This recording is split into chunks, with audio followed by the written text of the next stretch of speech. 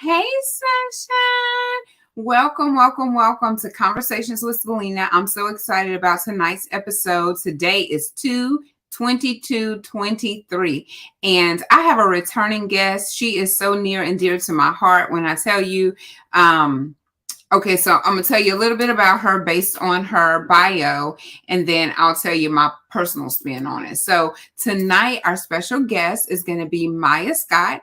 She is the CEO of the Blood Blocked It LLC, and you can find it. That's a website. That's a for real website, thebloodblockedit.com. So be sure to go to that website, please, and check it out. But Myiah is an international author of The Blood Blocked It and Signed. So there's two books, The Blood Blocked It and Signed. She is the mother of two beautiful children, my babies. She's a certified life coach, a motivational speaker, but most importantly, Myiah says that she is a vessel of the Most High, Jesus Christ. Myiah was born in Laurel, Mississippi, but raised in New Orleans, Louisiana. I can't always say it right. You know, y'all be like, New Orleans, baby, that Cajun food.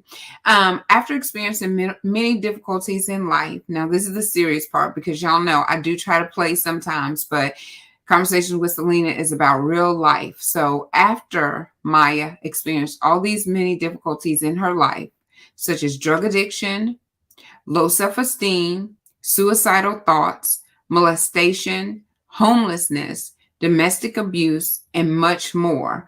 You know, this is where she found herself completely giving her life over to God. So we're so thankful for that. Myiah accepted God's call on her life. God showed up and he showed out.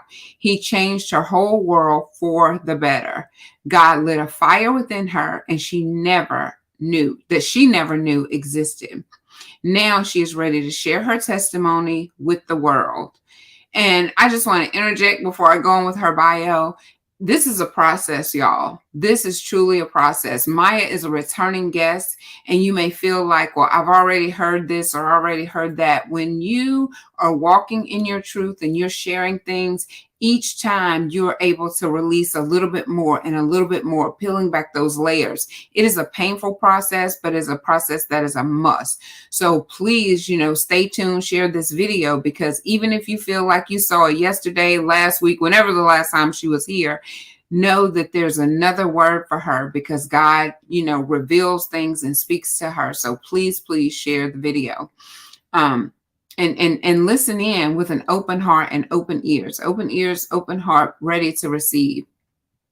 So now she is ready to share her testimony with the world. Myiah is living proof that the blood still works. Her goal is to give faith to the faithless and hope to the hopeless through her books and her motivational speaking.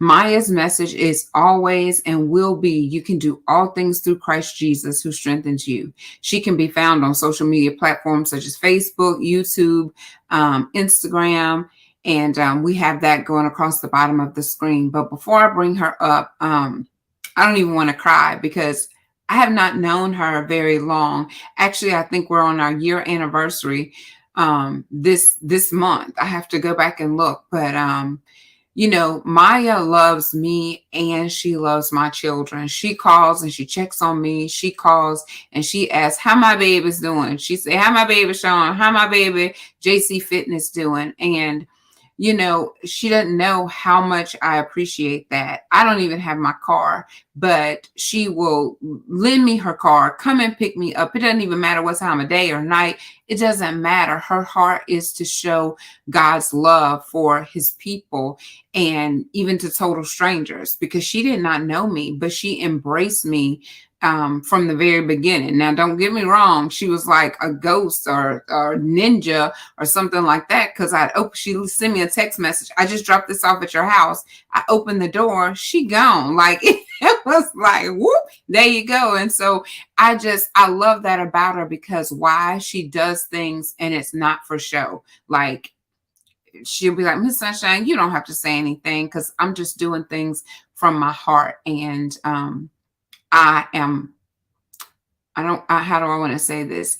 I'm her sidekick, I guess, to when we go to New Orleans to feed the homeless. And me, I'm ready to go live to say, look at what she's doing, because she's not going to do that. She doesn't even ask. She just does from her heart. And but now we're telling her, ask for help and God will bless you. And so she is even open to receive that. She is obedient whenever you tell her something. She's like, okay, I hear you, Miss Sunshine. And God is blessing, and he's going to continue to bless it because she's doing it like solo, going and feeding the homeless and loving on them. If you could just see her in action, you're just like, oh my God, this girl really does have a heart for God's people. But that's my personal experience that I wanted to share, because I love Myiah. I love her children. I love her family. Mama Jenny, what's up? So anyway, I'm done talking because this is her night. She chose to come on tonight. We don't usually do Wednesday, but if y'all know me, I will do whenever you feel like the Lord wants you to come forth.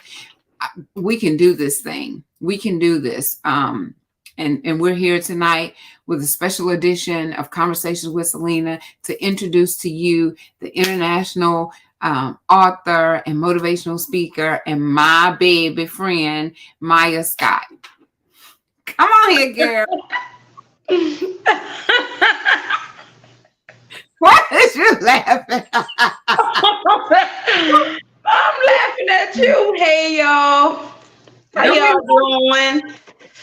I'm laughing at you, Mama Jenny. Hey, baby. I said she played too much.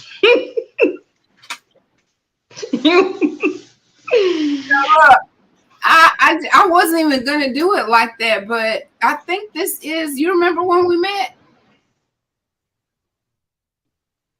Yep, we was both going through it. I meant the month. I can't remember. January or February. You don't remember? Nope. I'll figure it out. But anyway, girl, thank you for checking on my kids. Thank you for checking on me. Like, because I'm still going through. I might be smiling, but I'm smiling as I go through the fire. Like, I'm ready to be on the side at the beach, getting my beauty from my ashes. Like, my beauty. I want my beauty, baby. I'm gonna share this. I'm gonna put myself on mute for a minute, and you go ahead on, girl. I'm listening. Hey y'all, how y'all doing? The sunshine just threw me on out there. She gonna say I'm listening. Okay, never mind. I can't read. Oh gosh. Okay, so I'm sorry. Let me be the host of Conversations with Celena. If this is your first time, welcome. I'm Conversations with Celena, or I'm Celena of Conversations with Celena, and this is my special guest on tonight, Myiah Scott. We're so thankful to have her as a returning guest. She has an amazing testimony that she wants to share. So Myiah, I know that we kind of went back and forth. When you went through the website, I think you were going to speak on trauma, but like a month or so ago when we were scheduling it, you said forgiveness. So I really put them together. I'm not sure where your heart is tonight and where you want to come from or how you want to start. That's the reason I just said, you go ahead on, because, this is a personal journey for us. And sometimes we got to settle down the laughter, even though we be having a good time. We be like, Lord, really, Jesus? But yes, really, like here we are again, trying to convey a message of you go through, but you come out on the other end. The fire creates the diamonds. You know what I'm saying? The butterfly has to go through the process. And this is truly a process that sometimes you wish that, I wish I didn't have to go through all of that. But then you're at a point where you're accepting, okay, well, I can't change it. So let me embrace it. Let me make the best out of it and turn this pain into my purpose. And that's what I see when I see you in action, helping the homeless, because you have been through so much in your lifetime. And it's a short life because you're so much younger than I am. But God knew that I needed laughter. And girl, you create laughter because you just crack up laughing. And I'm just like, girl, what are you laughing at? And I laugh and I love it because I prayed and I asked, Lord, please give me my laughter back after, I felt like I was robbed of my younger days, even my older my latter days, I felt like that past was robbing me because I did not know how to process it. And so when God put you in my life, he put Miss Blossom in my life, y'all are walking in this like transparency state that I'm like, oh my God, that is so possible for me too. So I'm thankful. And don't you ever feel like, well, I just want to help younger people. Because baby, let me tell you something.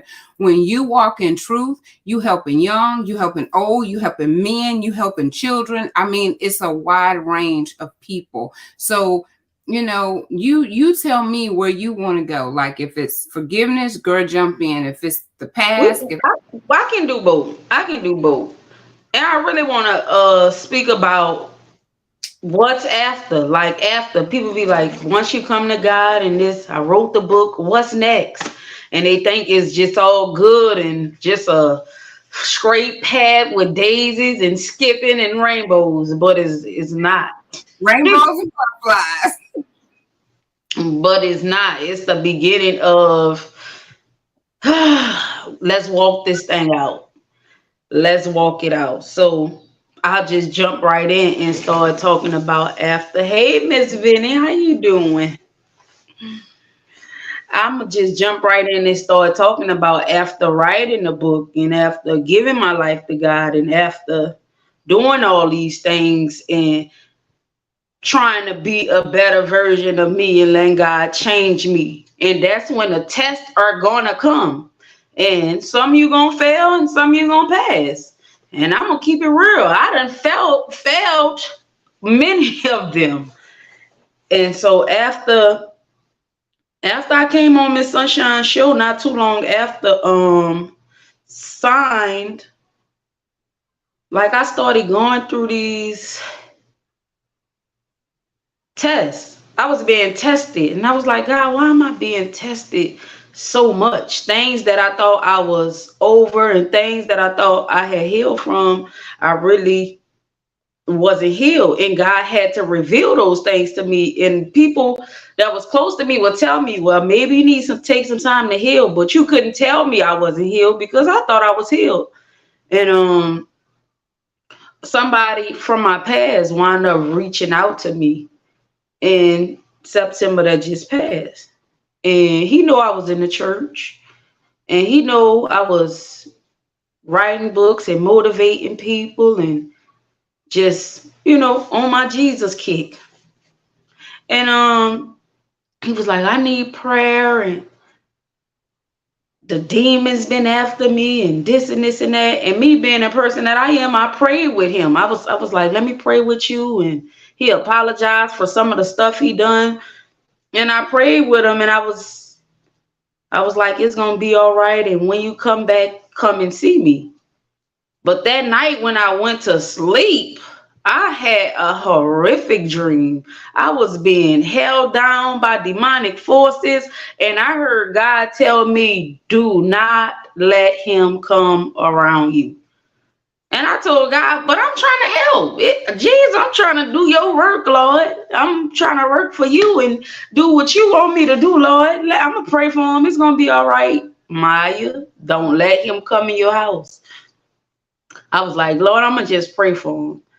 So I wound up letting him come to my house and he sexually assaulted me. Miss Sunshine said, use your words. He raped me in my house.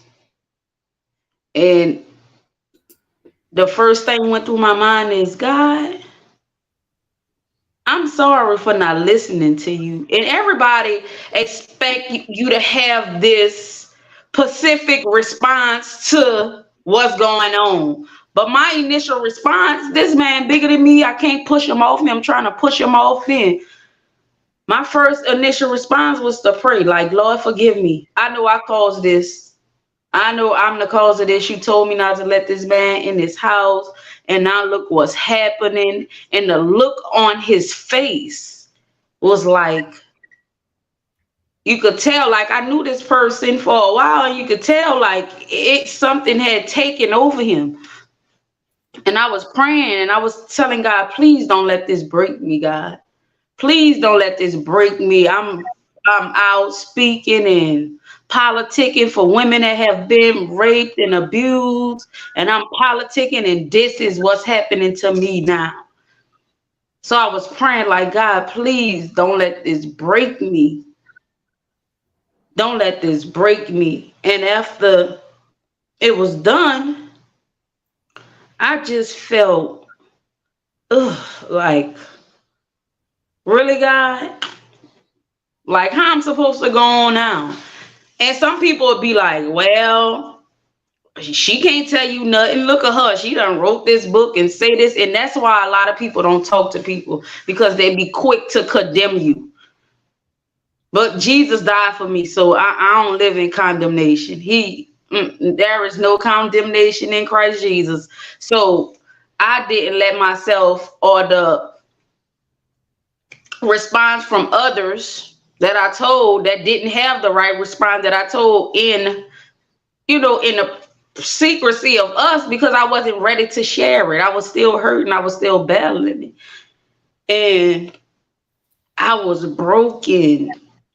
And I called you. I called Miss Sunshine and I told her about it. And I didn't want to do this no more. I didn't want to talk to nobody. I didn't want to encourage nobody.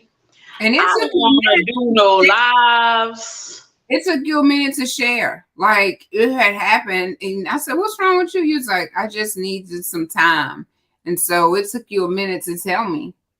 I had totally checked out mentally. I checked out. And I'm like, God, why I got to keep going through this? I know it was my fault, but why me? And not only did it happen to me, my child was tried after I wrote the book about this. So it's like this spirit steady coming up against me. And it's like, now, since I'm in Christ and I'm transformed, what you gonna do about it now? You can't crack them in the head. That's what the old me would have did. You can't have the same responses. You have to respond differently. And I wanted to hate him so much. I wanted to hate him.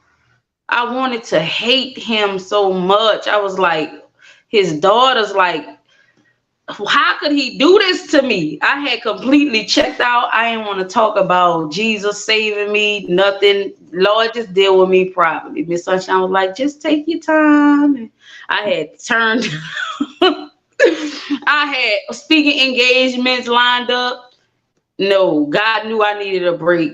They was getting rescheduled. I was like, God, I can't do this. And he knew I couldn't do it. And I was going through a broken, Jesus, time in my life. And one of my friends that's in jail and he have life.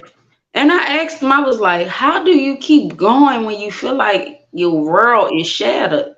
He said, I hold on to the promises of God. And though that helped me in that time, I was like, yeah, that's good and all, but my life, like, it's what to do. And my kids wanted to go see Black Panther. They wanted to go see the movie, and it was a rainy day. And it's like something was pushing me to go to the movies that day. And I was like, I really don't feel like being bothered. I want to go home. I don't want to do none of this. And I went to the movies anyway. I was like, come on, kids, me and the kids. It was probably a Wednesday night. It was storming and raining, and me and the kids went to the movies. And I watched that movie, and it didn't hit me to afterwards. Because I thought God was finna introduce me to somebody. Lord, who I'm finna meet?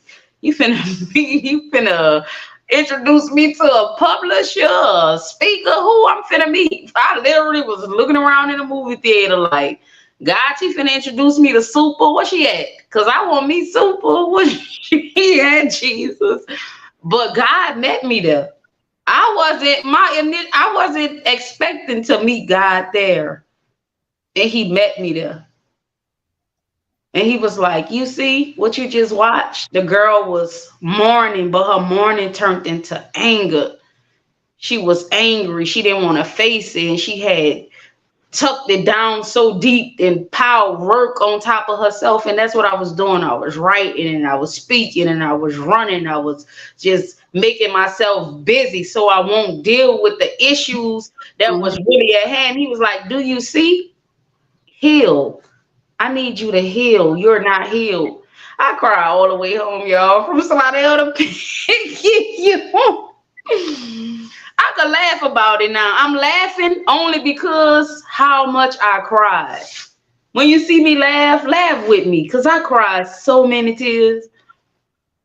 This platform ain't built on plush pillows and pom-poms. This is built on pain and passion for people to really come up out of their trauma. Listen at these kids back there screaming. Excuse my kids, y'all. You ain't even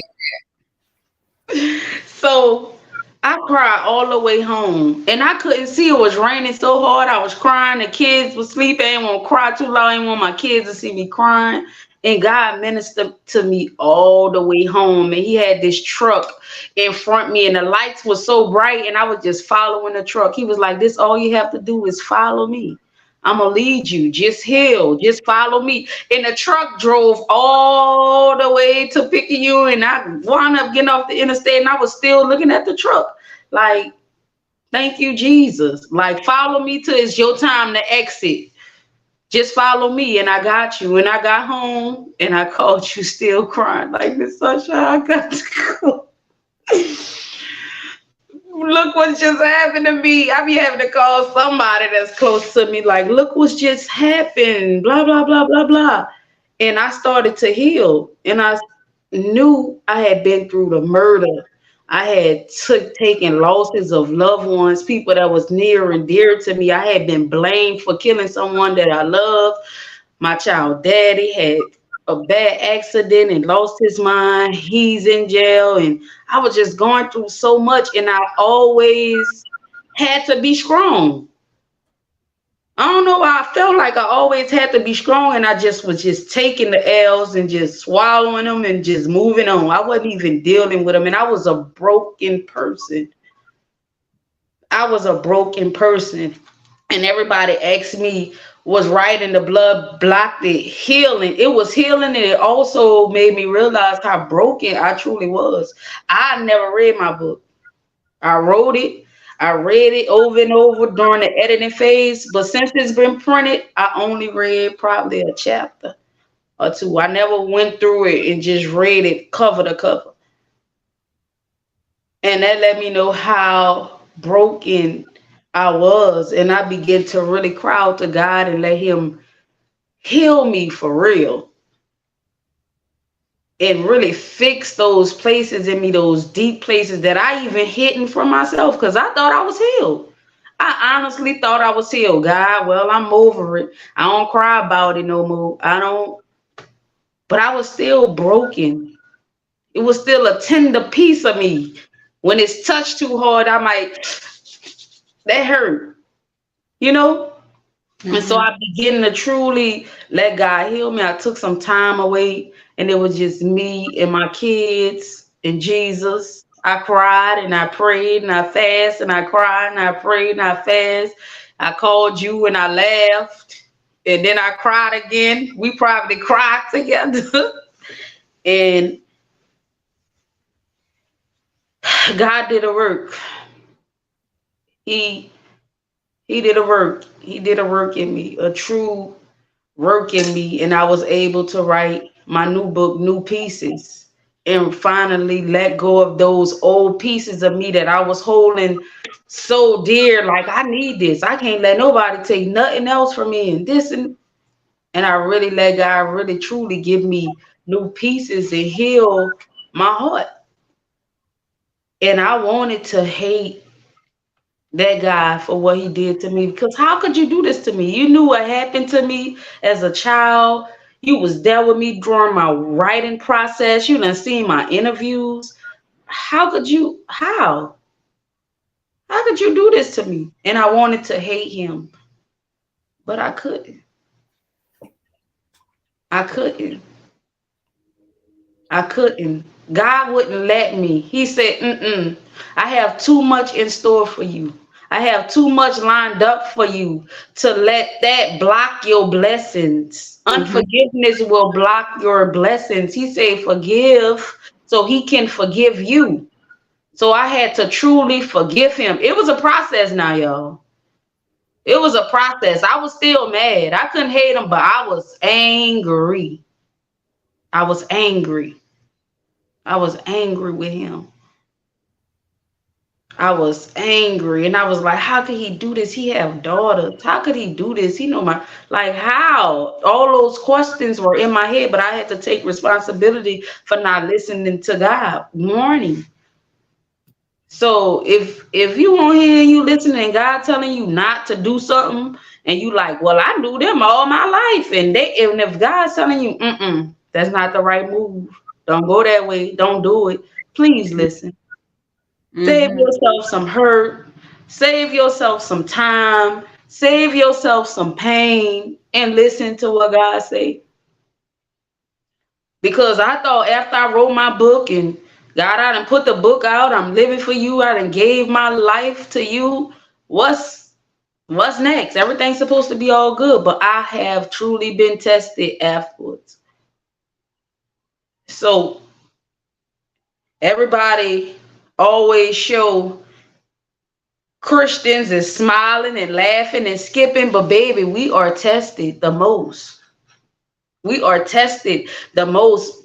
But we have joy, and they're right for smiling because the joy of the Lord is our strength. It is truly our strength, and He has walked me through that season. I'm back speaking, as you can see. Hey, y'all, I'm back. So me being back is a slap in the devil's face, like you couldn't stop me because that was a plan for him to stop me. That was a plan for him to say, we got to slow her down. We got to do something to totally wipe her out. She don't want. I'm back. I'm back. And every time I get knocked down, God pick me up. Come on, baby. It's okay. Dust yourself off. Now go tell them about that. Go tell them about that. Don't be ashamed of it. Because I was ashamed. Like, how I'm going to tell people this? They going to look at me crazy. But one thing I had to do was get people off of my mind and do what God told me to do. People are going to think what they want to think. They're going to say what they want to say. I'm going to encourage them. I'm going to pray for them. And I'm going to keep moving and doing what God want me to do. And so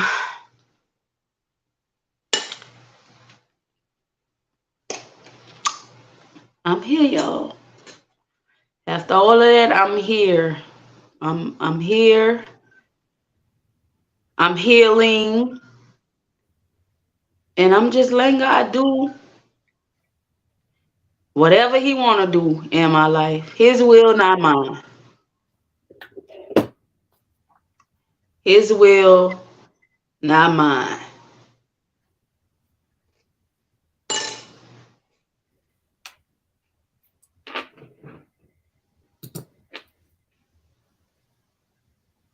And I know it was hard because that guilt and shame and worried about what people are saying. And I think that's probably one of the hardest things because as a trauma victim, I guess, or now we're survivors. But whenever you experience that trauma, you go through this people pleasing type of situation because you're trying to get in a good space with people because you've been hurt, you've been damaged so much that you're trying to stay on the positive side of people. So you try to do things to make them happy. You try to, over communicate. You try to make sure that things are good and things are okay. And people are not always honest whenever you ask them. They're not honest about what's really going on, and so that draws a wedge. And here you are constantly trying to worry about, well, what did I do? Did I say something and you can't worry about people? Like, you just got to remove that. What are people going to think about me at this point? Because this is the thing. This is the area where you really, really reach people. When you become transparent, when you are in that vulnerable state and you're like, this is what happened to me because being on the rainbows and sunshine side of it, yes, we want to see that side because there's victory after you've been through the storm. But people also need to see you weathering the storm, because everybody does not have that voice yet. That's why we're here to say it's not all what it seems. Yes, I show up. Yes, I do speaking engagements. Yes, I go feed the homeless. Yes, I've written books. But let me tell you how all of this transpired. It didn't just happen. I didn't just wake up and say, oh, I think I'm going to write this book. No, this is real life. This is what happened to me from point A to point B. Maybe I left a little bit out because I wrote what God wanted me to write at this time. Now you're at another chapter and phase and season. You're writing more things, and you're not concerning yourself with what are people going to say, because you have to accept responsibility like you did and say, I was disobedient. So I placed myself in this situation. So I have to accept that it happened, but then what am I going to do? And your prayer was, don't let it break me. And look at you. You went through it, and here you are back. We can't always answer the question, why did this happen? Because if that's the case, we got a whole encyclopedia of why. Why did this happen? Why that? And just coming up with that definitive answer, we just got to keep moving. Because it's going to be revealed over time. Oh, okay, I see. At this point in life is why I went through that point. And it's how you respond. It's how you respond. We want to react. Like, reacting would have been hating him. Reacting would have been shooting him. Reacting would have been cutting him. But you prayed instead. So you responded to his behavior and said, God, don't let it break me. You responded by just taking a sabbatical, just saying, Lord, I'm going to go over here and it's going to be me and you. I'm going to fast. I'm going to pray, because I didn't talk to you. You're like, no, I can't speak. I don't want to talk. Just know I'm over here and I'm okay. So every now and then you text and you be like, I'm okay. You separated yourself.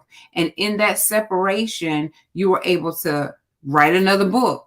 In that separation, you were able to go through the healing process. So sometimes, there's a lesson in all of this for us. You have to separate yourself in order to get a clear vision and understanding, because it's too much going on. You can't talk, and even like mama, sister, daddy, grandma, children, you got to get away from it all and just have you, God, and your words, your heart, and say, this is it. This is how I'm feeling. Like, I need you to come to my rescue.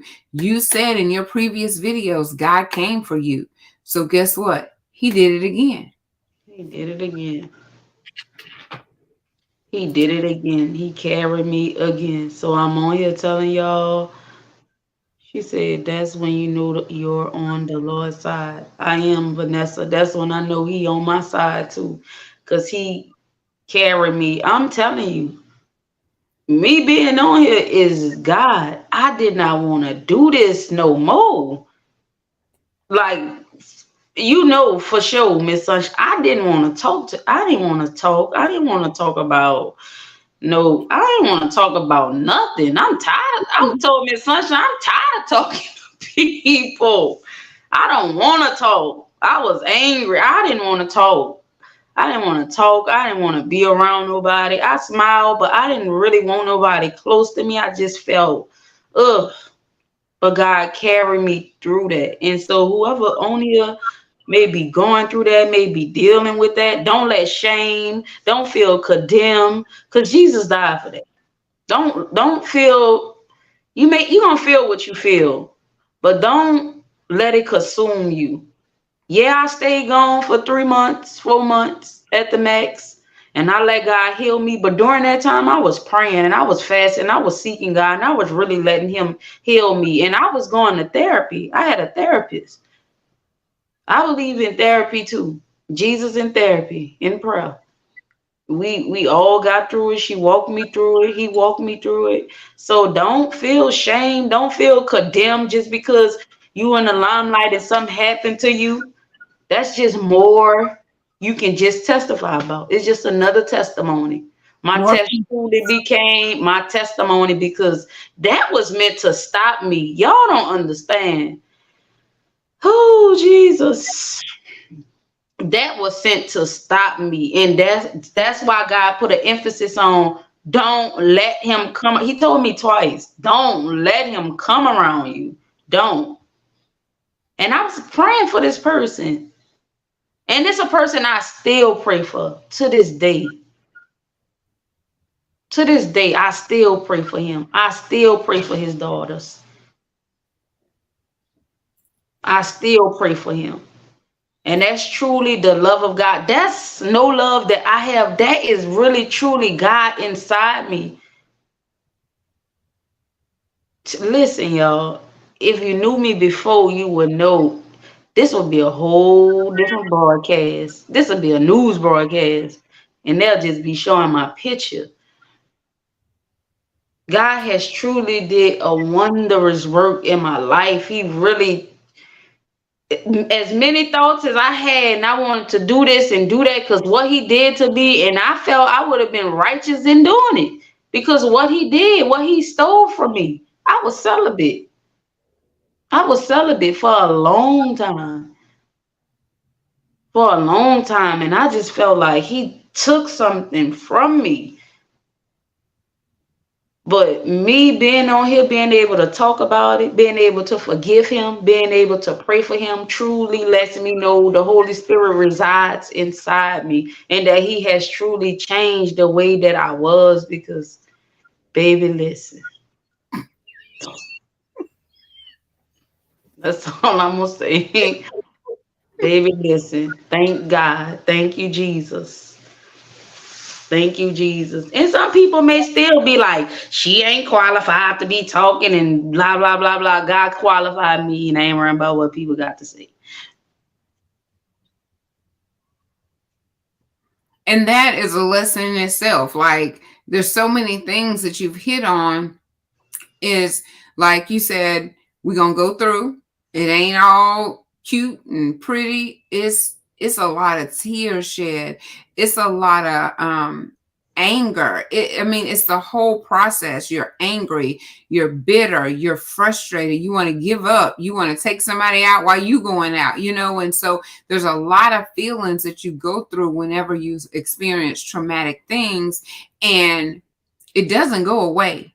Your mind and your body remembers that trauma. So even when you forgive, it doesn't mean that your body and your mind has forgotten it. The therapist that was on here the other day, she had recommended this book that called The Body Remembers. I think The Body Remembers. I'm gonna have to look it up because I don't want to get it wrong. But I had it in my Amazon cart because your body and your mind remembers those things. That's why there's triggers. That's why you need the therapy. That's why you need the prayer, because you will be triggered just from a scent. You will be triggered just from a word, from a place, just different things will trigger you and take you back to that moment. That moment where he robbed and stole from you.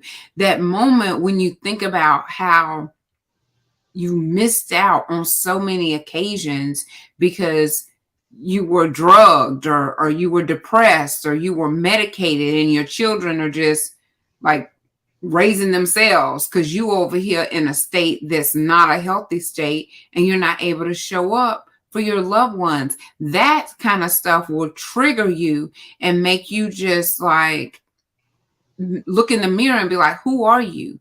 Who are you? And you have to forgive.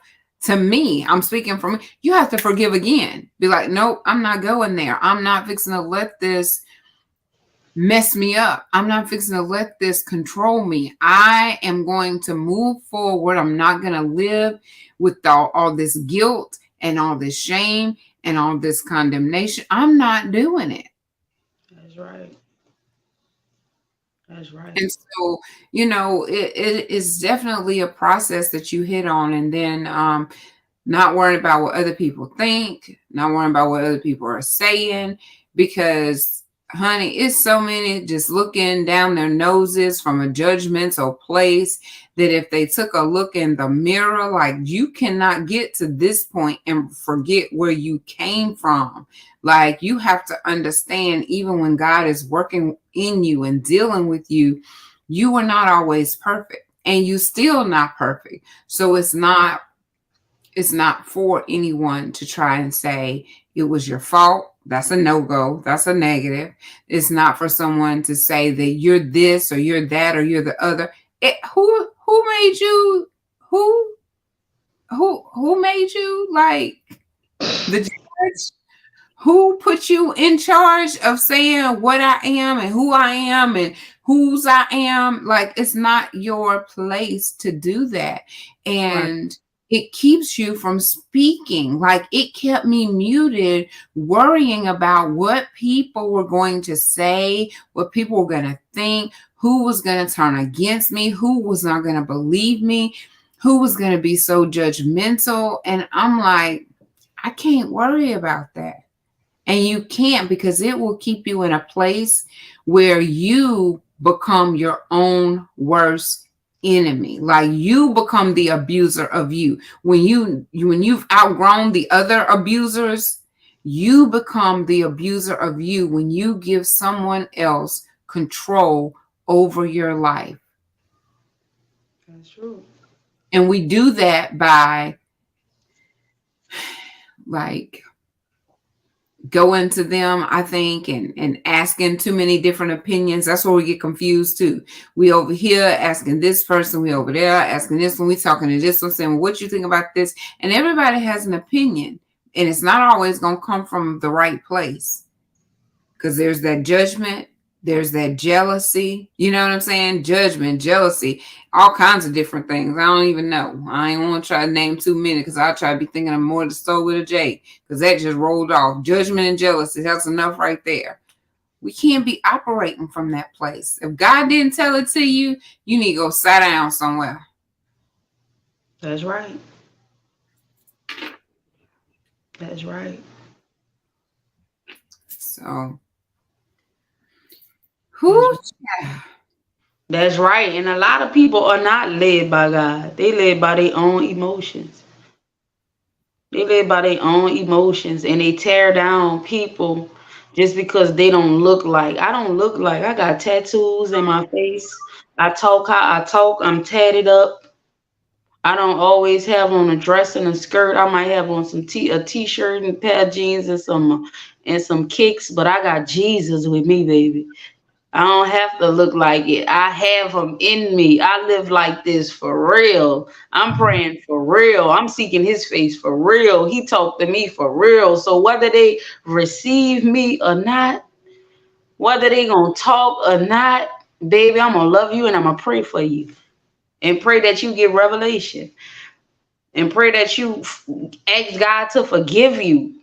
Because a lot of people think he gonna say, you prophesied in my name, you cast out demons in my name, you healed the sick in my name, but depart from me, you know me not. How heartbroken a lot of people gonna be on Judgment Day, and they think they get in, they gonna skip to the line. Hey, Jesus. Jesus gonna be like, who are you?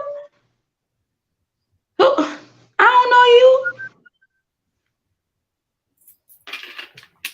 I do not know you. And people, that's why I'm nice. I go through a lot, but I'm always nice to people because I know what I have been through in my life.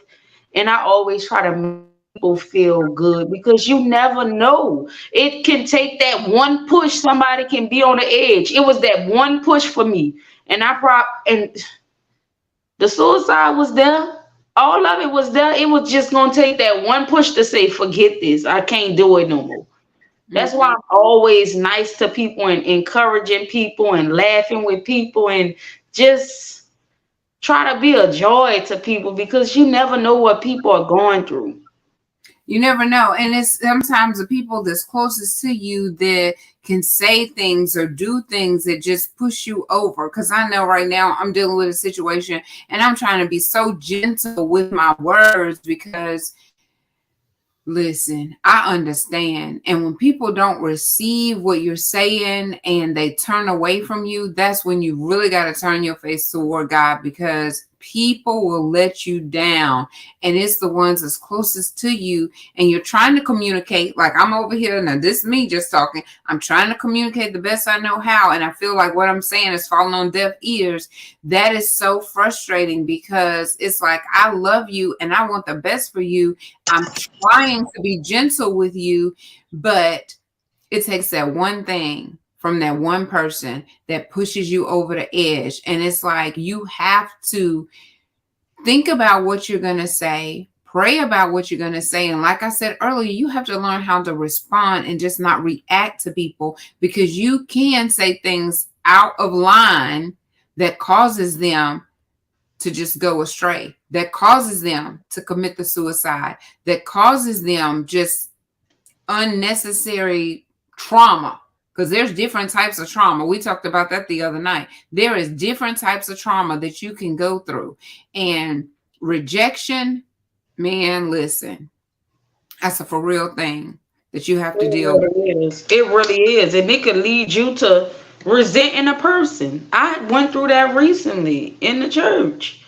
And I was like, Lord, I'm feeling rejected, Jesus. Wait, what is going on here? And I did exactly what the scripture say. I went to my brother, I went to my sister, and I let them know how they made me feel. I did it the right way. I didn't let that turn me or let unforgiveness sneak into my heart, because the devil is always trying to find a way in. He is crafty. He will use somebody you will least expect. That's why you always have to be prepared. Man, you was talking about staying ready, being prepared, because he gonna come when you least expect it. You smiling and laughing, and here he go. And you like, well, what? How this happen? That's why I'm always ready. That's why I always stay in my word. I'm always praying. I'm always trying to keep myself ready, because I know the level of God got something for us to do, and the devil don't want us to do it. A lot of people may not say it. I may not never meet them. I probably never know they watched the video that I made or read my book.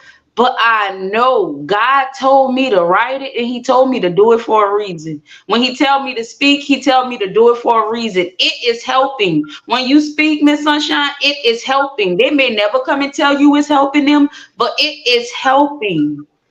And the devil don't want that. People are getting free. You know how many people, and you older people at that, surpassed our age, surpassed your age, that's been holding on to generational secrets that they can't tell, that I'm gonna take to the grave, and it's eating them up inside. And they bitter. And their bitterness is spilling out over Jesus, but I see their heart, because I know it's hurt. It's hurt. You're hurting. And I understand, because I was there. Even though you're older than me, I know hurt.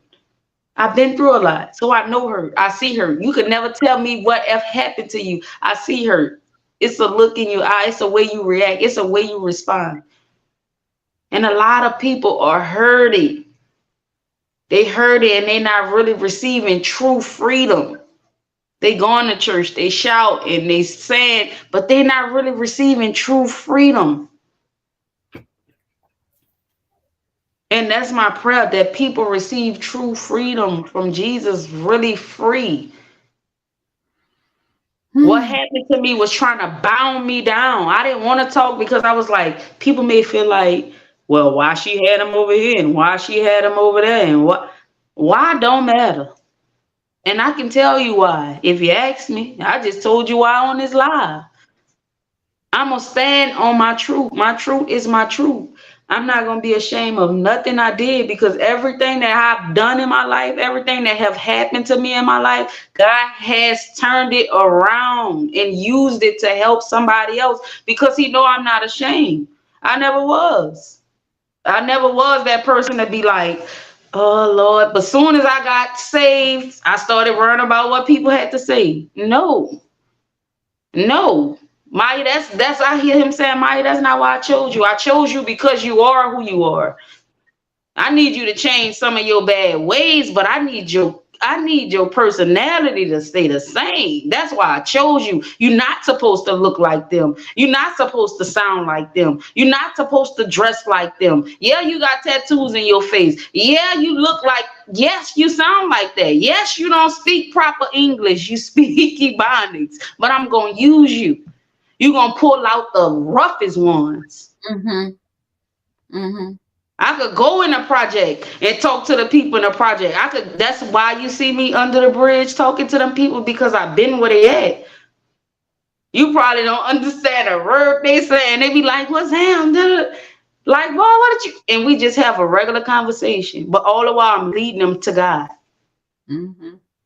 I'm leading them straight to God, because that's who set me free. And that's what this walk is about. If you're not trying to help your brother or your sister get saved and lead them to true freedom, which is Jesus, what you doing? I'm not trying to uplift myself. I'm not trying to shine. It's not about me. It's about God. It's about Jesus. It's truly about Jesus. And don't be ashamed. Whoever, don't be ashamed. Them people can't condemn you. Don't let them people talk down on you, look down on you. You forgive them first, because they will, that's a test from the enemy that will make you feel some type of way about them. Don't let it. Forgive them and keep it moving. Pray for them and keep it moving. God, what you want me to do? Don't let me get stagnated in my journey. God, help me not make those mistakes again. I identify my mistakes. And God, I'm truly sorry for being disobedient. And yes, you gave me peace through this. And this was my consequences for not listening to you. But yes, you gave me peace even through this. Mm-hmm. A good God. A good God. He gave me peace. I still have my right state of mind. I'm not sitting in jail. I'm not sitting in a mental hospital. I'm not self-medicating with pills. I'm not. Jesus is Jesus. And you've really come a long way. And like I said, when I read that book, honey, I was like, oh, I need to go to sleep, but I want to see what happens next, because of where you have been, where you had come through, the things that you have endured.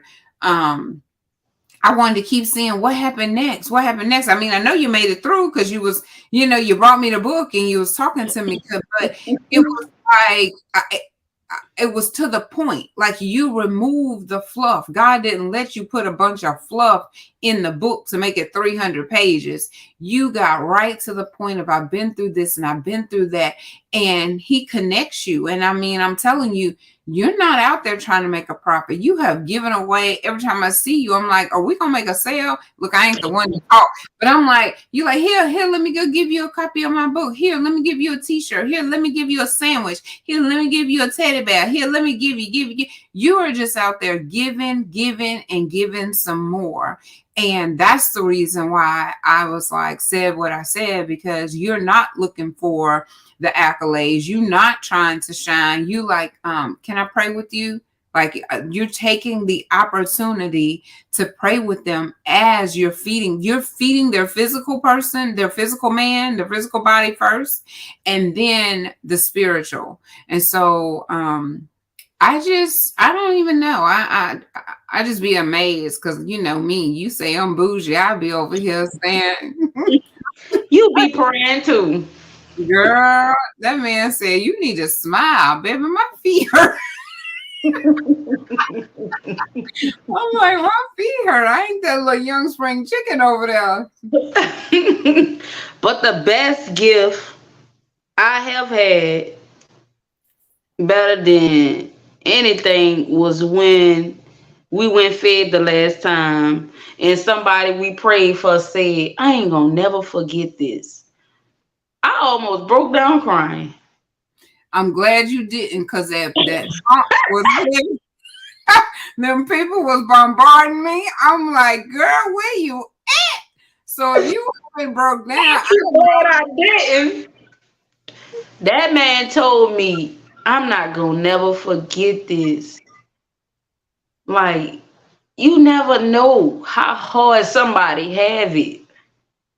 You never know. You never know.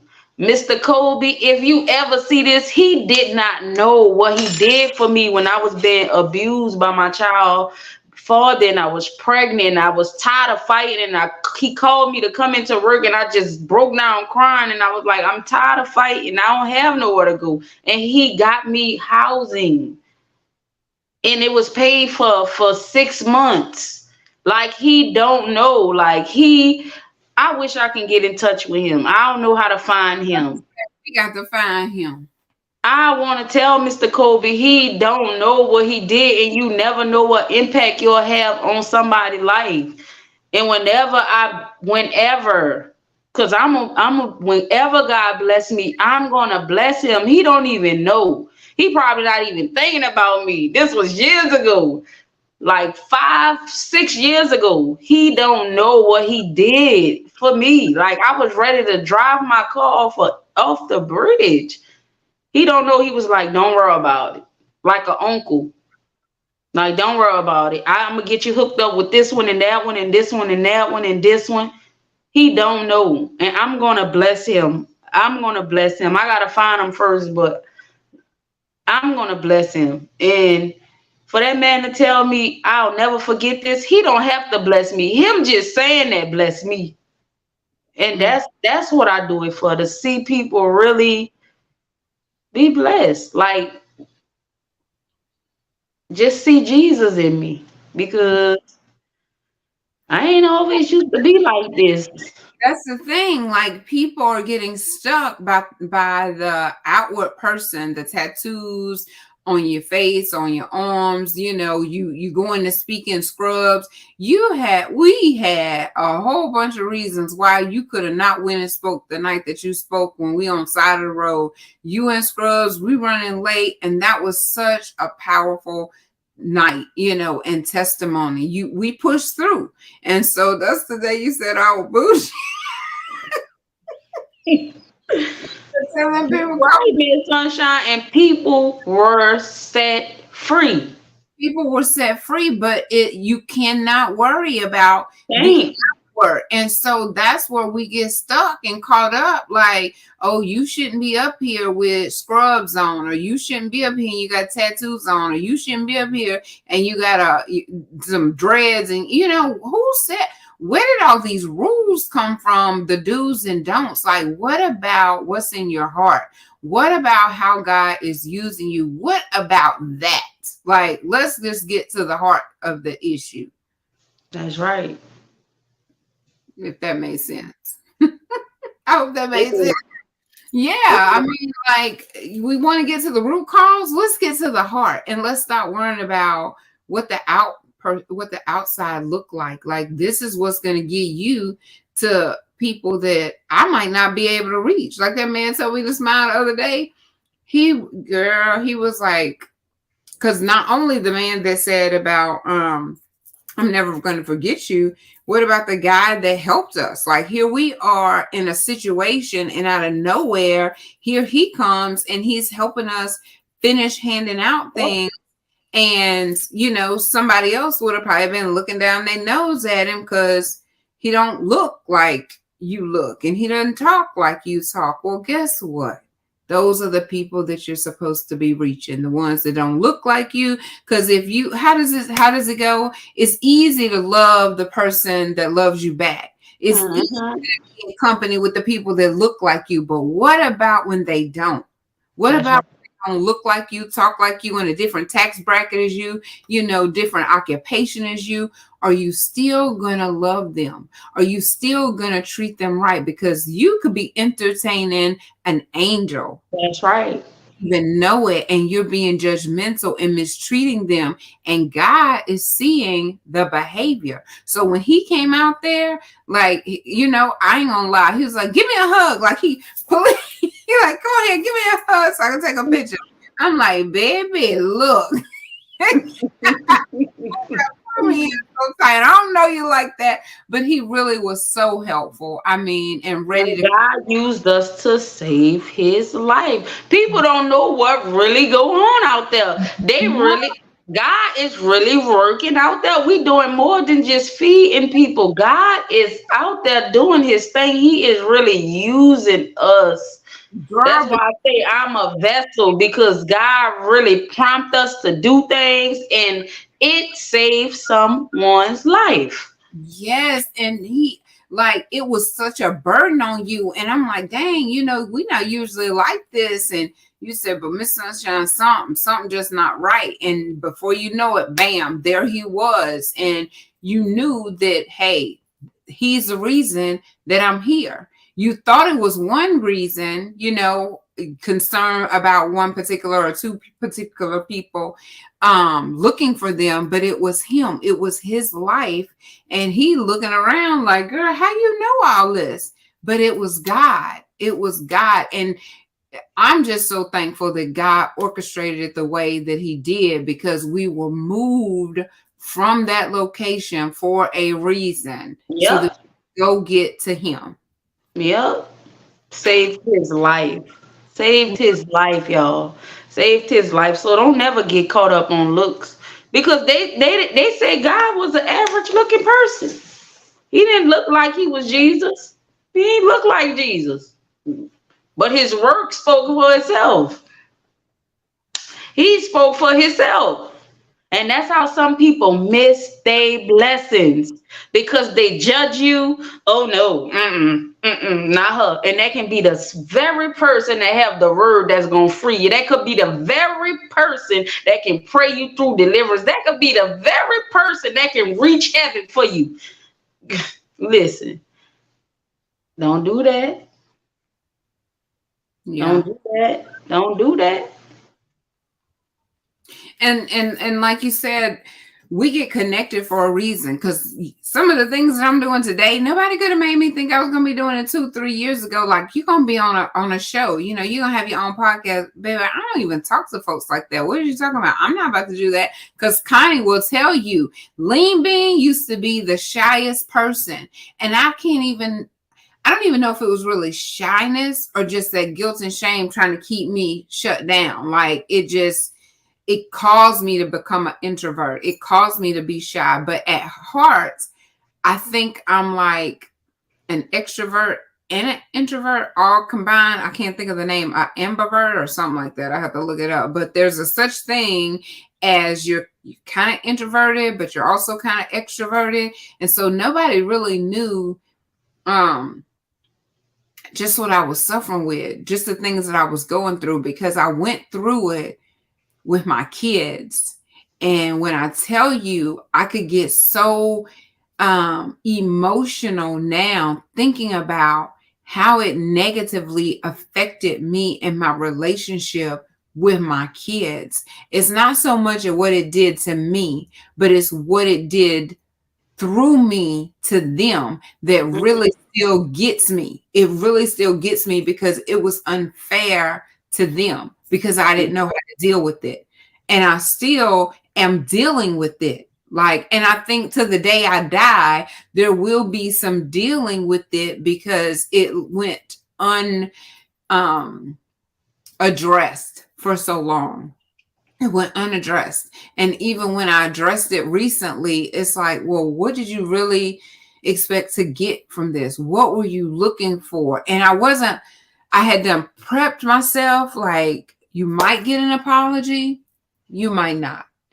And either way, you release yourself. You release them. Either way. So what other people do, what other people say, what other people think cannot be the driving force. It's got to be a personal healing, a personal journey. Like, I'm releasing you, I'm praying for you, and I love you. And sometimes when you're going through those steps, girl, it don't feel like it's true. Did I really forgive you? Do I really love you? But through Christ, I do. If it had to be through self, I would probably be like you, just really want to hate them, because it's more than one. It's more than two. And when I get to thinking about it, and when I get to thinking about how it made me and what it molded me into, it's not a pretty picture. It's not a pretty picture. And when we're judging people as to why they don't show up, why they don't call back, why they got an attitude, why they crying all the time, why they doing drugs, why are they promiscuous, stop asking yourself why people are doing all of that. Get to the root of it, get to their heart and find out what's really going on, and stop looking at how they're reacting, because all of that is a reaction to something that they have went through, something that they're going through, and they're trying to numb the pain. They're eating, being promiscuous, taking drugs, whatever, trying to numb the pain, because we don't know how to deal with it head on. Why? We worry about what people think. We worry about what people are going to say, and you got to get out of that. And that's a hard thing to do. That's true. It is. But it can be done. Through Christ, it can be done. It could be done. And just know that that trauma, you will have triggers. You will have triggers. And you have to know how to deal with that quickly. Quickly.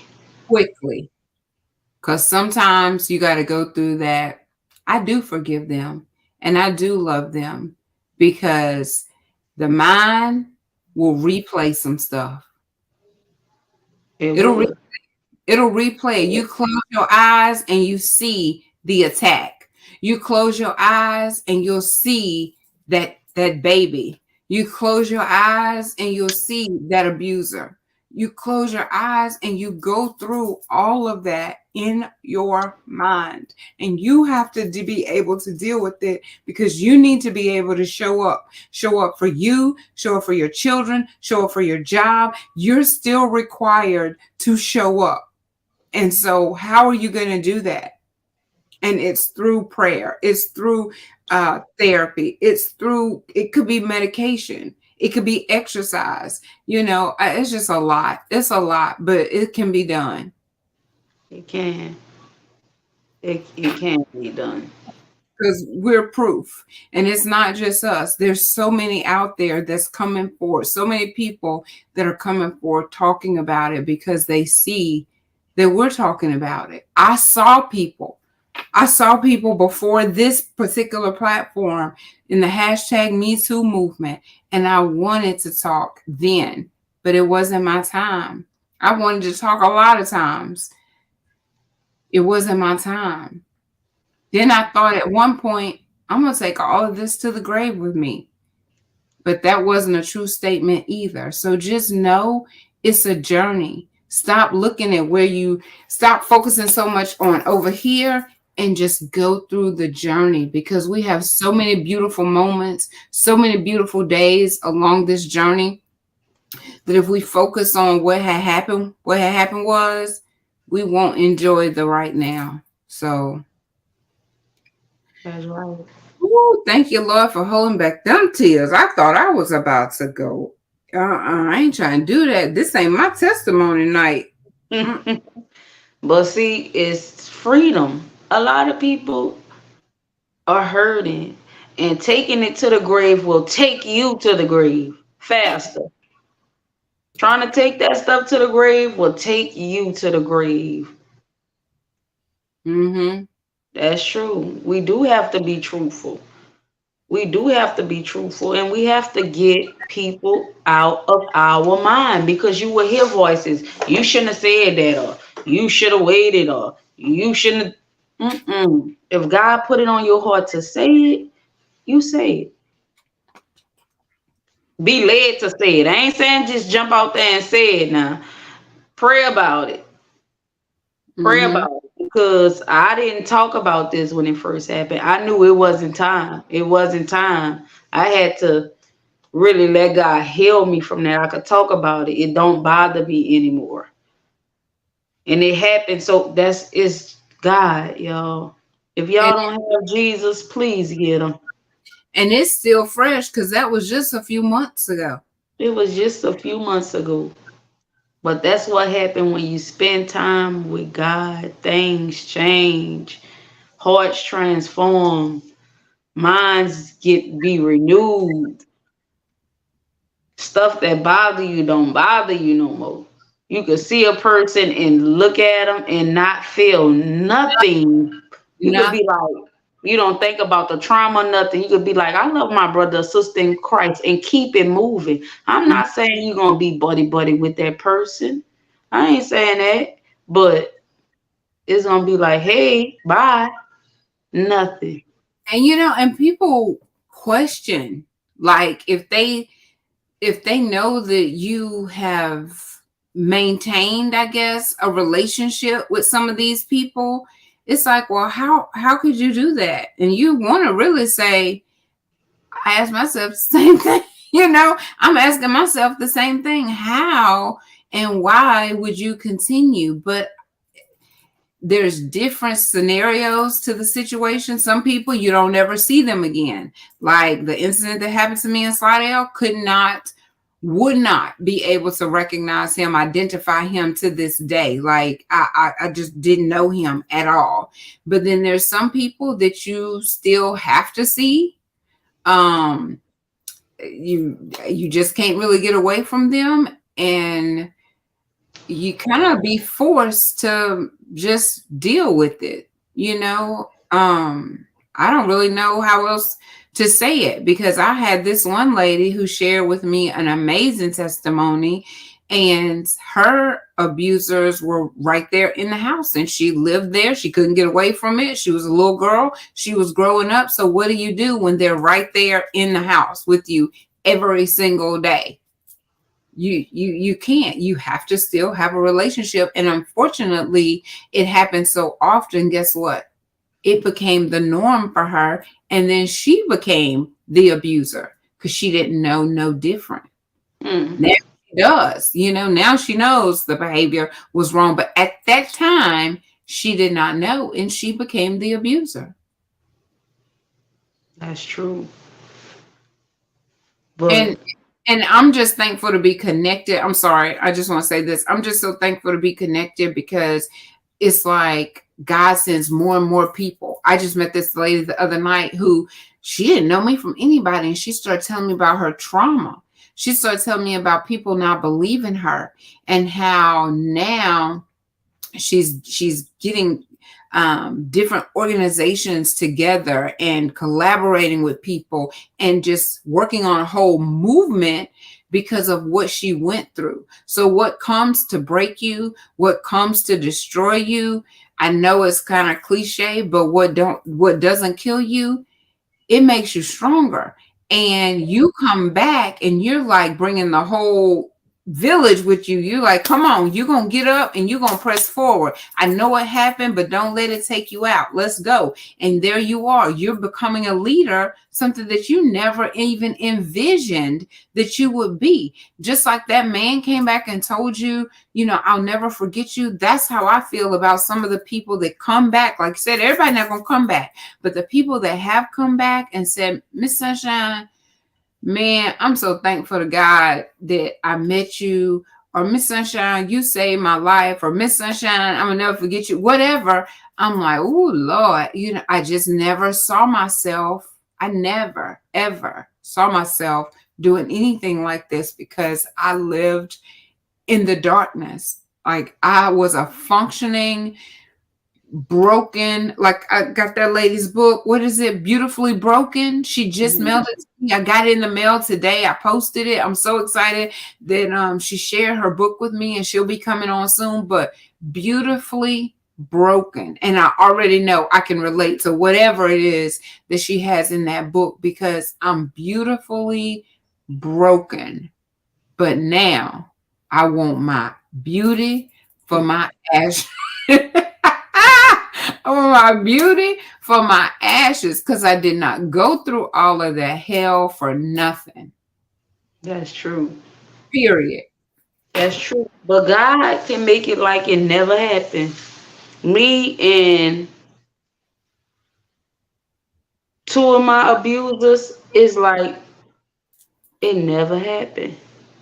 I don't have I didn't forget what happened, but it's like it never happened. Those feelings of anger and all of that is gone. God completely took it away from me. And like you said, people be like, if they did that to you, how could you be around them? How could you do this? Jesus, that's all I can say. Jesus, I really let Jesus come in and change me because I didn't say it a lot, but I was abused by a woman also, not just by a man. And so I never spoke about that. I never talked about that. But if you would see us together in a setting together, you would never know. Some of my family asked, I wonder who did that to Myiah. You know why? Because they never would know who it is. Because the way I treat them with God love. Mm-hmm. So that's why I don't let no listen. You got to just do what God told you to do and walk in your purpose and don't let anybody deter you from that. Like when I wanted to give up, you was like, take your time off, but you can't give up. You can't stop. You can't quit. You take your time off and do this, but mm-mm. And I ain't really want to hear none of that she was talking about. I was like, man, Miss Sunshine tripping. I'm gonna tell her I'm gonna take off. I ain't coming back. And God birthed, God birthed something in me that I didn't know how I was gonna write. When Miss Z prophesied that book to me at the women's conference in July and said something about a workbook, I was like, what? Lord, I probably missed that train. My second book was supposed to be a workbook. Lord, what? And during that time, he birthed that book through me. Mm-hmm. So everything truly worked together for our good. Even our darkest moments, even our most embarrassing moments, even the stuff you want to hide and don't want to tell them. You think I want to tell the world my business? No, I did not. But when God said, write the book, your life not a movie, it's the book. Write it. So I wrote the book. So hopefully he tell me, nah, it's a movie. We'll make it. We'll make the movie. But he will truly make it like it never happened. Like it never happened. Like it never happened. And he is truly, he my friend. Some days that's all I had. I couldn't call my mama and tell my mama that. I didn't want to hurt my mama. I can't sit down. When my kids ask me questions, I have to go to God because they want answers. They coming for answers. They want to know what's going on. I couldn't go to my sisters and tell my sisters because they love me. First thing they gonna do is protect me. What? He did what? I couldn't tell my brothers what happened to me. I had to take it to God. And I was dealing with it by myself. And I was towed down. But God rebuild me better than ever. And I pray for that person still to this day. To this day, I pray for him. I pray for his kids. I pray that nothing like that, that they never experienced anything like that. I pray for his family. I pray that his heart be softened and God truly forgives them. I stand in the gap and intercede for him. I do. And God truly used the most ickiest situations and he really turned the ashes into beauty. He do. So we getting it. We telling it. And it may be ashes to us, but it's beauty to somebody else because it's light to them. It's like if they can do it, I can do it too. If she can Mm-hmm. get up there and tell about this and that, and she was on drugs and she was homeless and this and that, I can do it too. I was on drugs, I was homeless, fighting, got kicked out of school, in jail for murder, everything. Well, look at me now. You couldn't have told me I was gonna be doing this, girl. You gonna be in the church talking about Jesus, girl. Stop playing. Get out of here for the Lord strike both of us down. Pass the blunt. You hear me? I don't want to hear none of that. You hear? Nobody could have never told me I'll be doing this, but I wouldn't have it any other way. I have true peace. I have peace. I have true peace. If you don't have Jesus, I just suggest you really get him. I'm telling you. I have true peace. Even when I'm troubled, I still have peace because I know he gonna come through because he came through before. Mm-hmm. He showed himself faithful in my life. I know I could depend on him. When I didn't have nothing, he gave me something.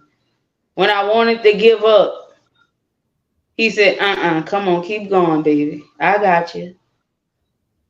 When I couldn't see, he put a truck in front of me to guide me home. He even care about the little things.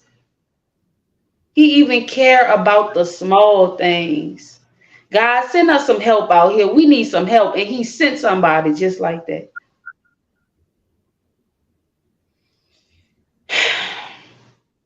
Jesus. I want to read. My sister put, "We must do what works for us. Taking it to the grave may work." If that's what works for you.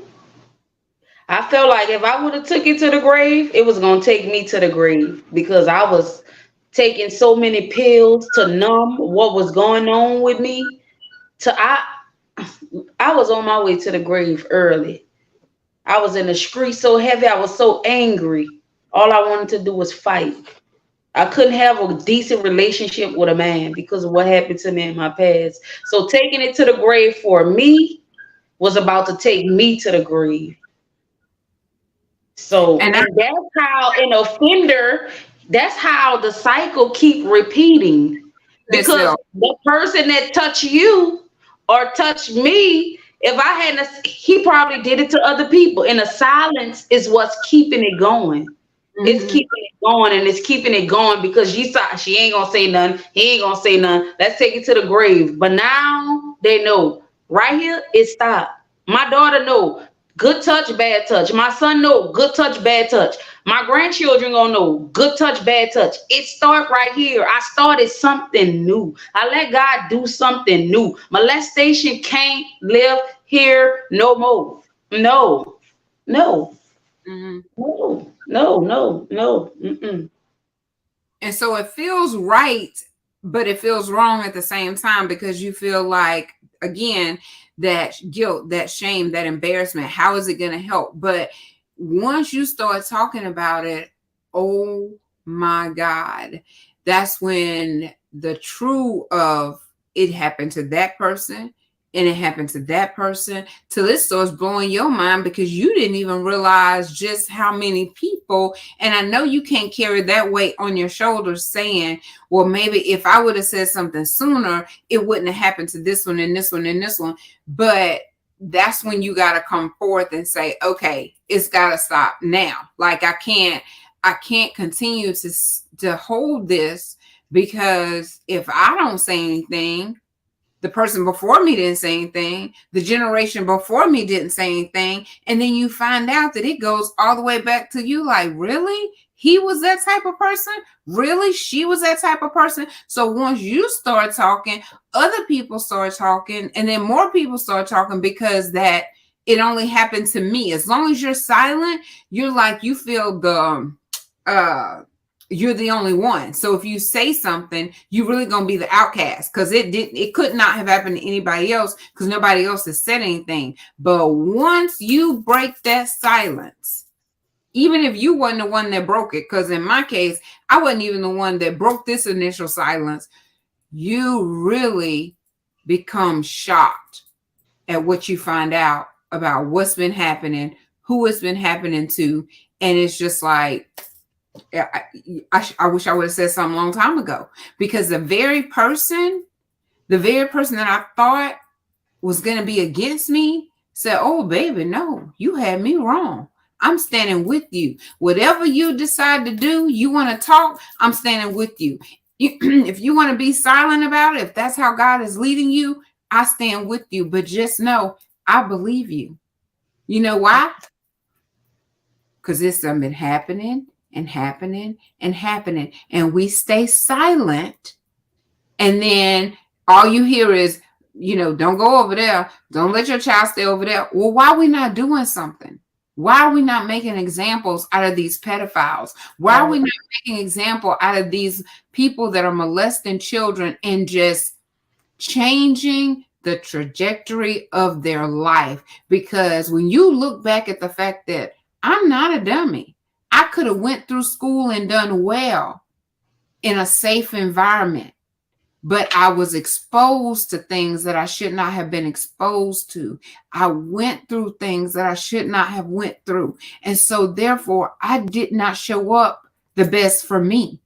And so since I couldn't show up the best for me, guess what? It all rolls downhill. I couldn't show up the best for my kids. So then they're not getting that leg up that I could have given them had we been safe and protected. And so now you feel like it's your duty to do it for the next kid. Somebody gotta pay.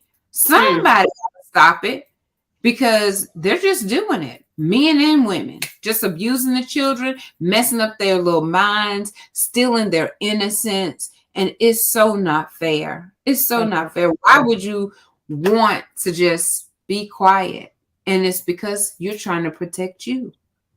You're trying to do the best that you can do to protect you. You weren't able to protect yourself against this person or that person, that male, that female, that rapist.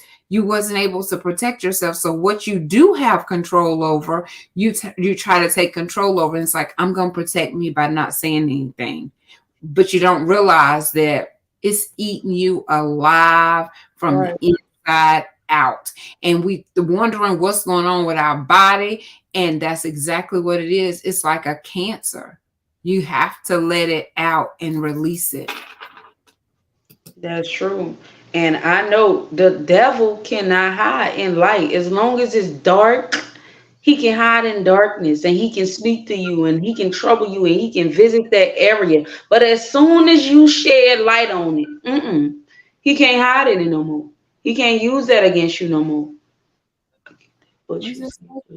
I get that, but you said that you didn't tell your family who I was. What? I don't know. What you saying, Miss Stephanie? I get that, but you said that you didn't tell your family who I was. Please believe, not judging. I'm not sure. I'm not sure about trying to say I didn't tell my family initially what happened, or she's talking about something you said.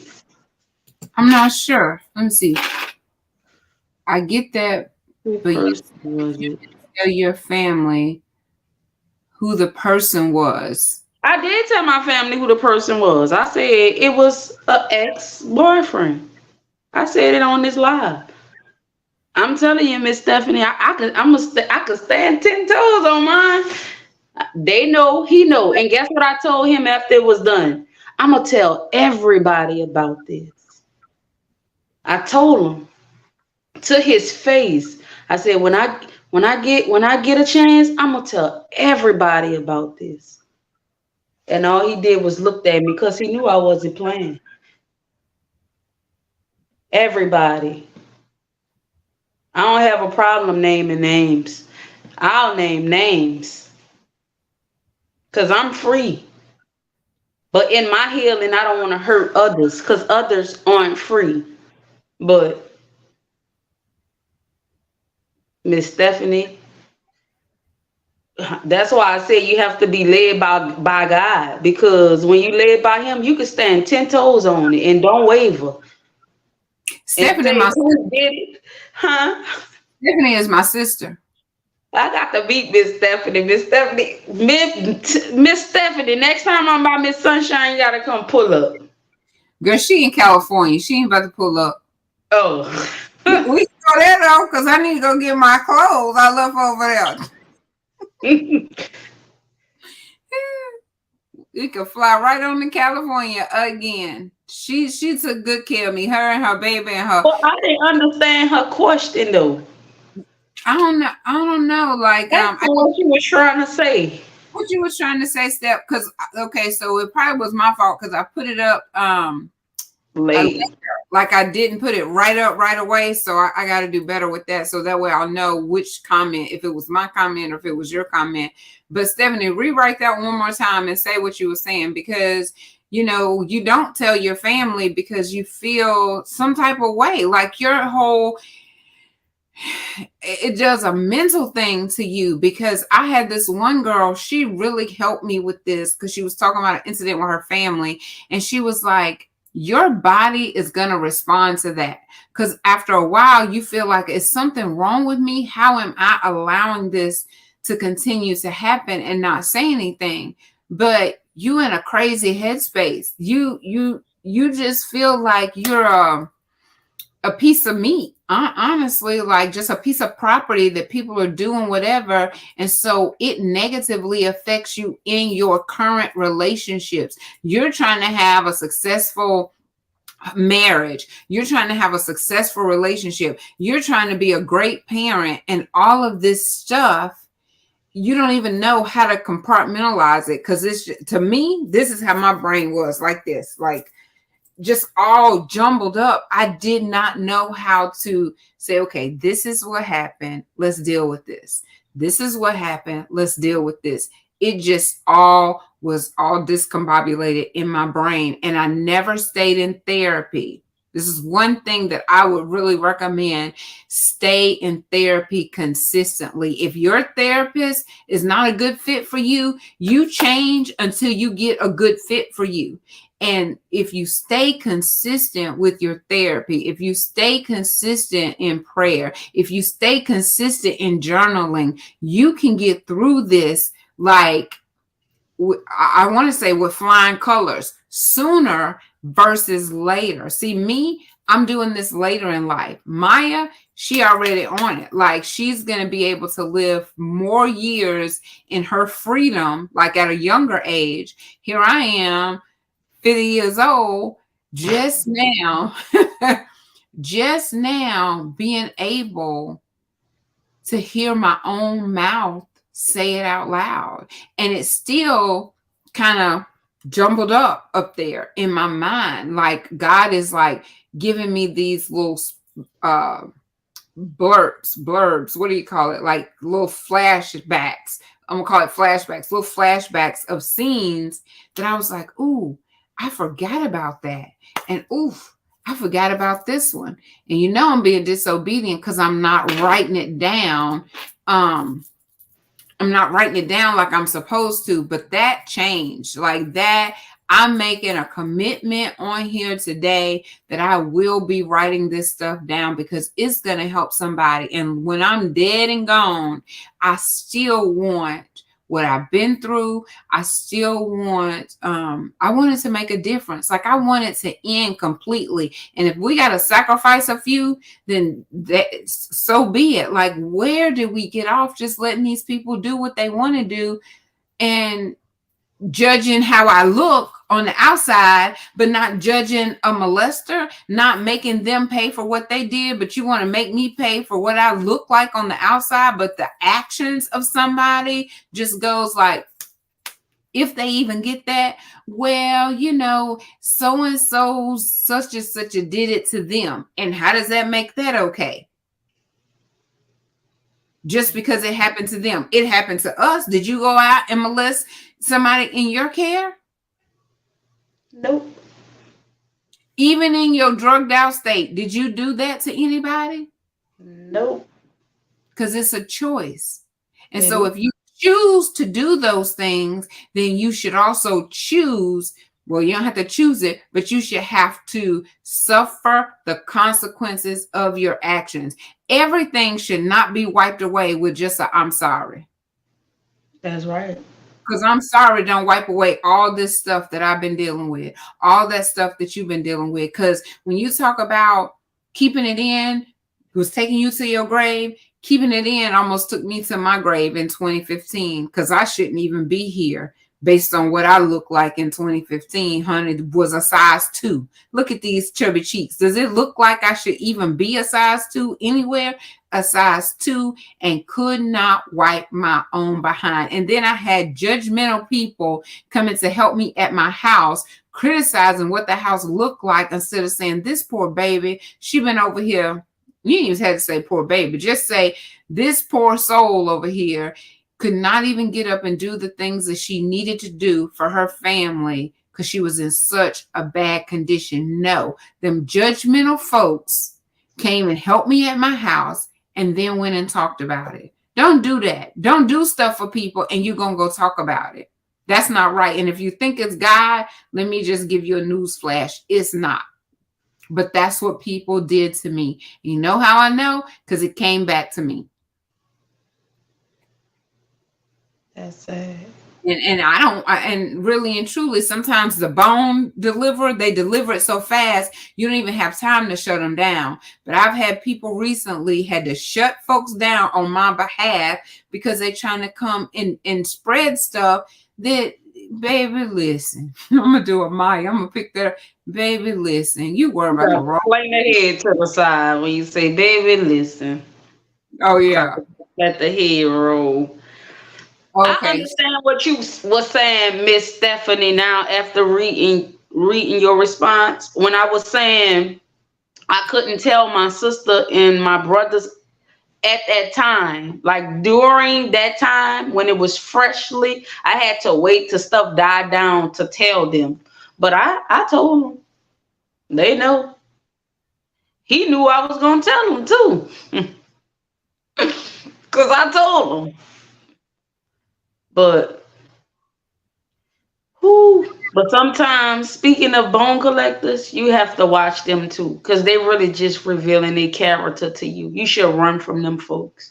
You should run from the bone collector. I don't like to listen to tea. Don't bring me the tea. Go give the tea to somebody else.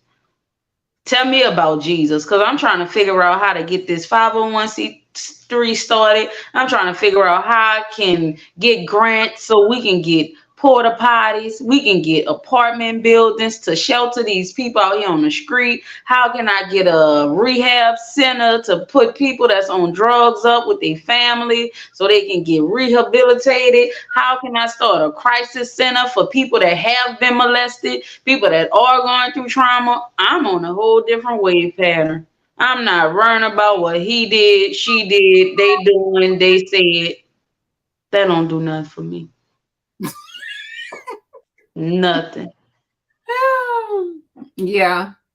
And they always says, whoever bring a bone, gonna try to carry a bone. I told you the other day, this girl, she said, I don't like people like you. You just want to hear everybody. Well, she actually said an ugly word. She said, you want to hear everybody else's business, but you don't want to tell yours. And I said, but I don't ask you your business. And she had to be like, you know what?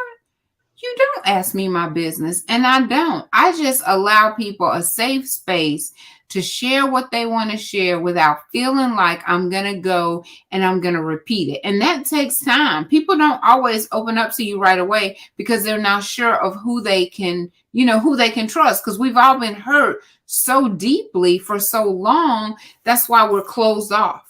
We're closed off. We don't allow ourselves to open up. We only got a select few. Oh, I only talk to my mama. I ain't telling nobody else nothing, just my mama, or I'm just talking to my sister. So we keep ourselves closed off from other people. And we miss out on some really great relationships because you never know who you're entertaining. It could really be an angel. So we have to be careful being closed off and shut down and closed-minded because we're judging the outward appearance, because that could be the very person that's coming to help you get to where you've been praying to get to. And then when you die, you be like, well, Lord, they got that little poem that says, Lord, why didn't you save me? He's like, I sent you a ship, I sent you a plane, but it didn't look the way that we thought it was supposed to look. But that was your vehicle. And you let that vehicle pass because the vehicle didn't look like you thought it was supposed to look. It didn't talk like you thought it was supposed to talk. So you let it bypass you. And there you are, still stuck. Still stuck. That's right. Still stuck. God uses victims in different ways. Some share one on one when led by God, and others share. Well, you're right. That's That's right. a statement. You That's have to. You are so right, because that's how I started. I started one on one, and I'm best one on one behind the scenes. Y'all be saying, Miss Sunshine, you do a good job. You can say what you want to say. I do my best behind the scenes, one on one, talking to people, allowing them a safe space to share, and trying to be quiet. I've learned too, like, I'm trying not to talk so much and just be quiet and that's my pet peeve, because when I'm saying something, because I do be quiet and let people talk, and then when it's my turn to talk, everybody want to cut me off. I done started telling them now, you can't keep cutting me off, because I was respectful of you whenever you were speaking. It's my time. Let me talk. And so when you're led by God, you can share with that's that right. person. I know what you've been through. And guess what? That's a way of healing. You're no longer carrying it to the grave. You're sharing one on one when it's time, when you feel led to, when you're moved to share that testimony with another young man or another young lady that's going through. That's right. Right, you're right. But you're no longer a victim. Whoever it is, you were a victim, but once you get to opening up, you become that survivor. You're more than a conqueror. So I don't even use the word victim so much to describe me. I mean, at some point, that's what I was. But now I'm no longer a victim of that. Like, I'm taking my power and my control back. Yep. You're a victor. Victor. All day, every day. And like you said, even when you're going through, even when you're going through some stuff, because I'm going through, I'm really going through right now. Nobody knows that really. And the people that do, they won't even let me vent. Like, I can't even say that. Miss Sunshine, you can't be saying that. Miss Sunshine, I'm like, listen, I'm need you to call me Celena right now, because Celena going through. Let's put Sunshine over here on the shelf for just a minute, because Celena is going through. But guess what? If I look back where God has brought me from, I have been through a whole lot of times in my life, and I've made it. And this time, in this situation, it ain't no different. I'm gonna Right. make it through this one too. It That's just right. like, I'll be like, Lord, I just can't see it. And today my post was visualize the victory. And so I didn't even know how I was going to play in tonight, but that's really what you have to do whenever you're going through. You visualize that you have the victory already. It's already done. And listen, I have to close my eyes and see myself receiving my beauty for my ashes, and not in the future, like right now. Like when I went to California and I saw my sister, man, listen, she welcomed me. We was up in there. We ate some pho and some other stuff, and had a good time. That's part of my journey that I celebrate.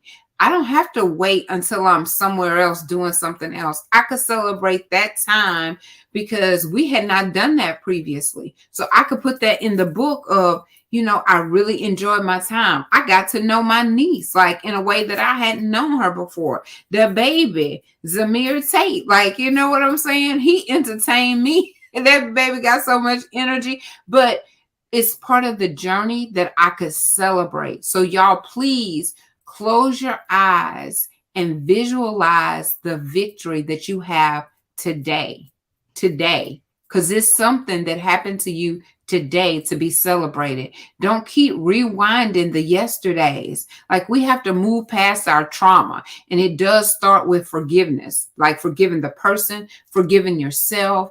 It's just we got to do a whole nother program, because, girl, this was good. Yes, Exactly. we got the victory. Yes, we do. Yes, we do. Yeah, Well, this was good. this was good. And, I this was fresh. Like, is it even 6 months old? It's not even 6 months old. Nope. So this is still very fresh. And so I'm proud of you for being able to come and talk about that violation, that rape. And it's a harsh word. I just started using it in 2021. No, 2022. 2022 is when I finally was brave enough, I guess, to say, you know what, this is what happened. And so I'm proud of you for talking about it. You told him you was gonna tell it. So I don't know why you thought I was playing. you said the look on his face, he knew you wasn't playing, that you was really gonna tell it. It just took a minute. It just took a minute. Jesus. It took Jesus in a minute. Yeah, Mm-hmm. And you might not want to hear what I had to say. Take you some time and rest, but you got to come back. And I'm glad that you did. I did. I did, because you really are breaking generational curses for your children, your children's children, and just across the board, across the world, because the bio says you're an international author. So when we talk about breaking the generational curses, it's just not off you and off your family. Like, you've already been on international platforms telling your story, and everyone cannot say that, because like Sep said, everybody is not going to go to that level. It's going to be one-on-one for some people. That's some true. people may not ever say anything. There's a bunch of gifts and talents and secrets in the graveyard. That's true. That is true. You're trying to go empty. That's right. Like Pastor Azar told me from Pakistan, your book is really helping a young community over here. I never thought it would. To the point he translated it for free. They need to hear about this. So God doing what he doing, and I'm just letting him do it, and I'm just along for the ride. Along for the ride. Well, listen, just remember, my knees is old when you be trying to say, Miss Sunshine, you and your baby be Miss Sunshine me to death. Remember, these knees over here is old. You were trying to tell her, Miss Sunshine, you going? Miss Sunshine, you going? Baby, listen. But no, it was good, and hopefully it'll be helpful, beneficial, impactful, to where that we will stop letting these people get away with doing what they're doing. Because in reality, you're telling it, but he probably really should be locked up at this moment. Because until that really starts happening and people understand that they're going to have consequences, he might be somewhere doing it to somebody else. And that's what we want to stop. That's really what we want to stop. Because he definitely should. He should. And they was like, well, you let him in your house, so you can't say he broke in, but no means no. Definitely. Period. No means no. Yeah. And like I said, it's once you start, you'll find out it's not new behavior. They've done it before, and it's just got to stop. And if it really does stop with us, then it's got to really, really stop with us. That's right. And I'm saying us. I don't know if I ain't got made it that far. I don't know if I graduated to that. Excuse me, to that point yet, because I'm still working on it. Like, I'm not trying to jump before God gives me the release to say, to really get the name and names. And, people will say, well, how is that going to help? Because like the next person that has these thoughts, because I watched this video where this man was really aiming for children. He was targeting children to go and molest. Like, he was getting attached to the mother, seeking out single moms that need help with their kids. Like, until they are targeted the way that they're targeting the children, be like, something ain't right with him. And making sure that if they cross the line, that they're punished. They gonna keep doing it because there's no consequences to the actions. So they're going to keep doing it. So it's just got to stop. It's got to stop. So I guess that's the plan. How do we stop it? Like, when? How? The hashtag Me Too just kind of seemed like it just kind of died off, but it needs to rise right on back up. And when the children tell, something needs to happen. I had a young lady say she had to go through court and do all this testifying, and they did nothing. They didn't even put the man in jail. So what signal does that send to the children, to the adults that want to come forth?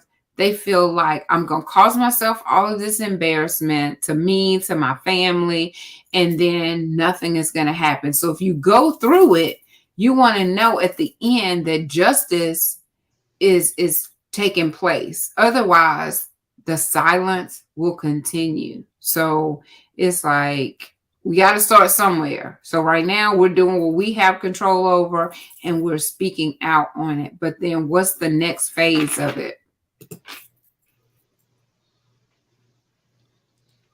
Talking about changes things. Knowledge is power. And then you put action with it. Once you get the knowledge, then you put the action with it, baby, we're going to be unstoppable. And then you got the support of people. Like I said, one of the main ones that I thought was going to be like, girl, you dismissed. We don't even want to be, I don't even want to be in your company. She wasn't like, just embraced me, loved me, reassured me that she was here for me, reassured me that she believed me, reassured me that she was going to stand 10 toes down with me, whether I said it or whether I held it. She was going to support me either way. She said, just be led by God. So I wasn't like, rolling my neck saying that's not who I am. That ain't even how I'm trying to move. I really want to make a difference, and just trying to be revengeful, that ain't going to do anything except stir up mess. That's not what I'm trying to do. So I'm being careful as I move forward as to what to do. So you were careful. You completely shut everybody out. I don't know about Mama Jenny, but everybody else, you wasn't talking to anybody because you went and had time with God and fasting and praying. And then you came forth and started talking about what had happened. Girl, I didn't know what to say when you told me.